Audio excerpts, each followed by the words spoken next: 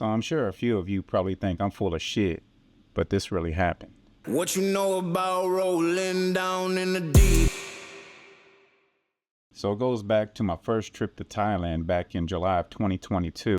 Of course, traveling to any country, I always try to get boots on the ground, network, get to know some people before I actually travel there.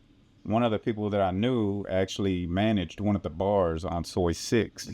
Of course, when I arrived in Thailand, that was the first place I went. Actually, I take that back. That's not the first place I went. I actually linked up with another guy on Soi Pothole. We had a few drinks, but afterwards, I walked from Pothole all the way to Soi 6 and linked up with my buddy. The first thing he thought is, holy shit, you actually came. I was like, of course, man. Finally, it took a few years, but I'm finally here. Needless to say, I was going to be in Pattaya for almost a month.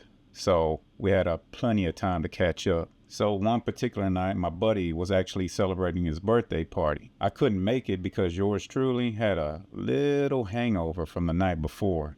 So I pretty much stayed in my hotel room and rehydrated, took some vitamins. Potassium is the biggest thing if you got a hangover. Bananas. Eat bananas. But after resting and rehydrating, I made it out the next night. And I showed up early. We linked up.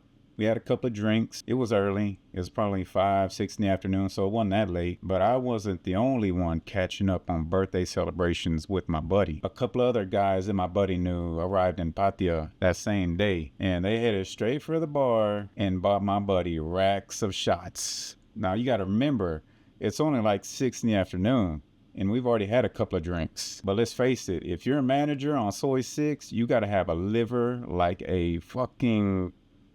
like God or something like that, because pretty much you're drinking every night, like 6 days a week. Needless to say, my buddy drank roughly 10 shots in an hour. Oh shit.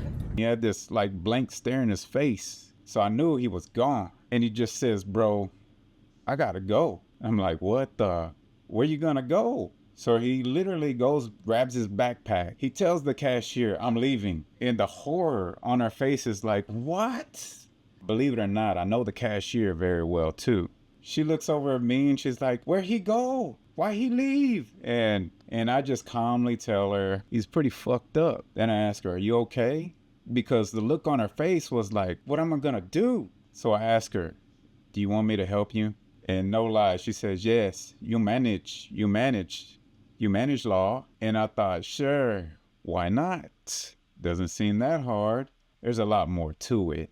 Let's face it, I'm only doing it for one night. So I tell her, go ahead, give me the shirt.